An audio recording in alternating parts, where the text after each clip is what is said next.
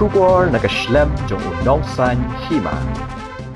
Presiden ke US Donald Trump ulah hukum ya ke Venezuela hapo ke Jingïadei ke Presiden bersipor ke Delcy Rodriguez ban penduk no ke Jingïadei bat keri China, Russia, Iran bat Cuba, hashwa ban syak ban ti umpnyang. Ke sorkar Trump ke kuat ke Venezuela ke nyadei perlok tang bat ke US hakaliang ke jingpenwi ya ke umpnyang bat ban ajimentoy ya keri Amerika ban di ya ke umpnyang.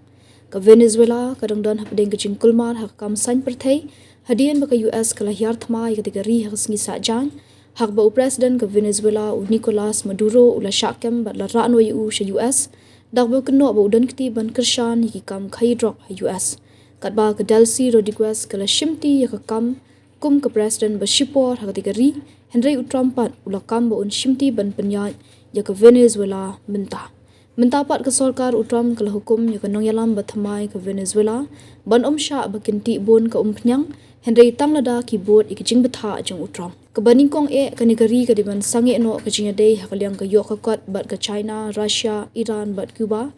Nangta ke de ban menjur ban yate lok bat ke US bat ban ajimentoy ya ke US habadi ke umpnyang ong pitolong khobor. Lak ban kedo ke China ke negeri ke badan Jingïadei ke bajan laslemha bat ke Venezuela.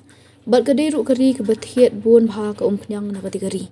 Katkum ke khobor nek NDTV long ba Secretary of State ke US Marco Rubio uli thu ba ke US ke nget ba ke lak ban penbor ke Venezuela namar ba ki jaka bo umpnyang jongka kilashlei. Umjuru Trump ula kamru ba ke sorkar ba shipor ke Venezuela kadai ban IT laipo hadu sanpo million barrels ke umpnyang shaka US kenang ba kenyo ban di hakador yo. Trump ula ong ba ke pisa ba yo na kini an penyat da mau kenang ba kenlong ke jimbentoy kinong shong ke Venezuela bat kinong shong ke US ru kumjo.